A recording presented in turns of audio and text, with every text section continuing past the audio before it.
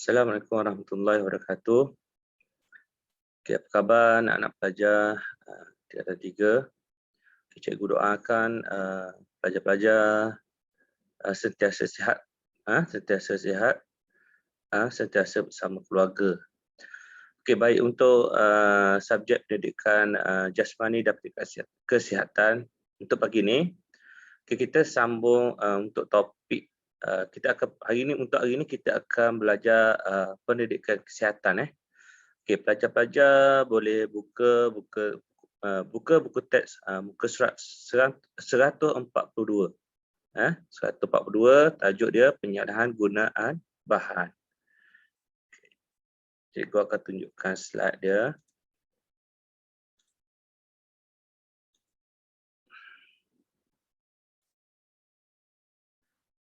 Okey, pelajar boleh rujuk buku teks muka surat 142.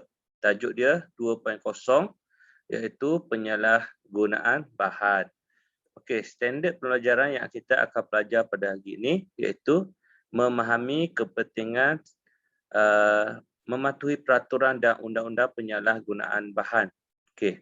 Yang kedua, 2.1.2 membicarakan implikasi menyalahi peraturan dan undang-undang penyalahgunaan bahan kepada diri serta keluarga.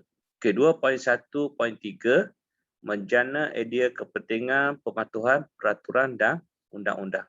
Okey, kita pergi kepada pengenalan. Okey, apakah yang dimaksudkan dengan penyalahgunaan bahan?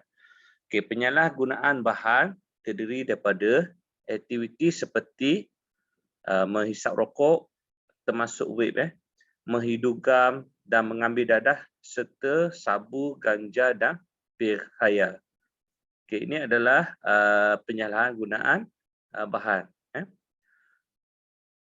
Okey, antara sebab utama golongan remaja terlibat dalam penyalahgunaan bahan iaitu yang pertama sekali adalah pengaruh rakan.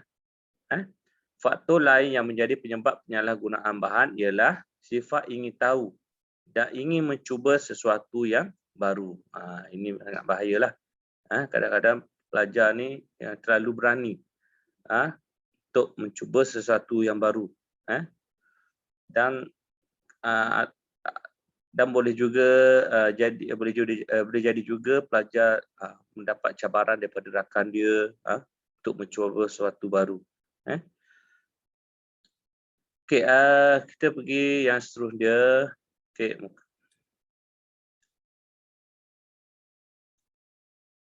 Okey, ini adalah berani buat, berani tanggung. Ini sempena kempen hati dadah peringkat sekolah. Ni. Okey. Yang seterusnya kita pergi terus kepada implikasi. Okey. Implikasi penyalahgunaan bahan terhadap diri dan keluarga. Okay, implikasi ini lebih kepada kesan apabila kita terlibat dengan penyalahgunaan bahan.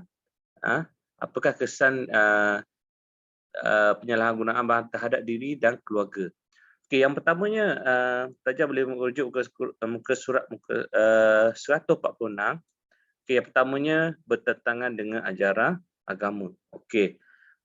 Maksud dia ini kesalahan dari segi agama ni memang salahlah kita buat ataupun terlibat dengan penyalahgunaan bahan yang cikgu sebut tadi yang terdiri daripada menghisap dadah, sabu. Okey, bertentangan dengan ajaran agama Islam, khususnya agama Islam.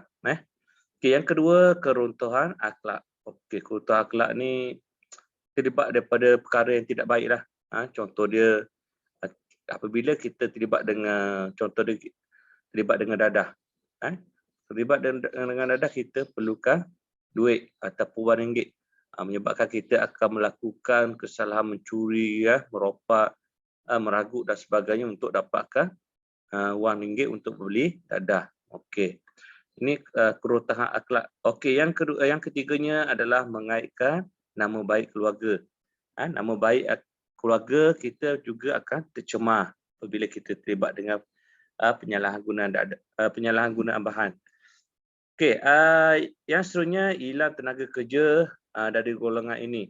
Semangat kerja pun akan menjadi kurang. Dan sebagai seorang pelajar pun akan kurang untuk ataupun tidak bersemangat untuk belajar. Yang seterusnya adalah gagal dalam pelajaran. Apabila kita tidak semangat dalam belajar, kita akan gagal dalam pelajaran. Okay, yang seterusnya terdedah kepada penyakit dan gejala sosial yang lain. Penyakit ni macam-macam lah penyakit apabila kita terjebak dengan terutama sekali dengan dadah. Banyak penyakit dia, contoh dia HIV, penyakit AIDS dan sebagainya. Okey, tersisih daripada keluarga dan masyarakat. Tersisih daripada keluarga. Keluarga pun menyisihlah ataupun masyarakat pun menyisihkan kita ataupun pandang serong kepada kita.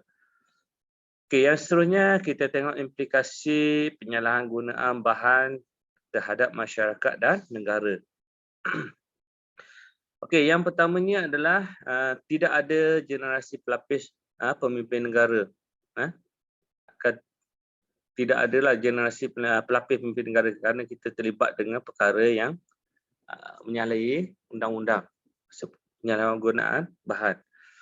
Okey, yang seterusnya negara mungkin akan dijajah sekali lagi. Inilah bahaya apabila kita terlibat dengan perkara tersebutlah. Keruntuhan akhlak dalam kalangan masyarakat, terjebak daripada kegiatan-kegiatan liar lah, kongsi gelap dan sebagainya. Okey, yang seterusnya masyarakat tidak aman dan stabil.